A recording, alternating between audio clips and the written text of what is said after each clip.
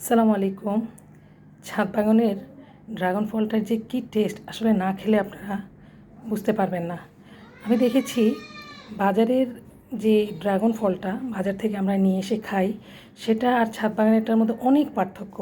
আর পার্থক্য হওয়ার পিছনে কারণ হলো, ও বাহিরের যে ড্রাগন ফল ওরা মাঠে উৎপাদন করে, ওখানে প্রচুর রাসায়নিক সার দেওয়া হয়, যার কারণে ড্রাগন ফলের সাইজটা অনেক বড় হয়।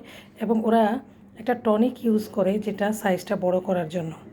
এবং ওটা কেমন একটা পানসা, এক বেস্বাদ, মানে টেস্ট নাই। আমি দেখেছি আকাশ পাতাল পার্থক্য।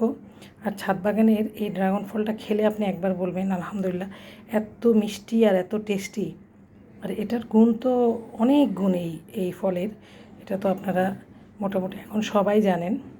আলহামদুলিল্লাহ, আমি আমার ছাদ বাগানে প্রচুর ড্রাগন ফল পাই। আমি অনেক শুকরিয়া আল্লাহর দরবারে, অনেক খুশি আলহামদুলিল্লাহ। আপনারাও, আমি আশা করি যার যার ছাদে কিংবা বারান্দায় যাদের প্রচুর রোদ আসে, আপনারা চেষ্টা করবেন একটি গাছ হলেও লাগাতে।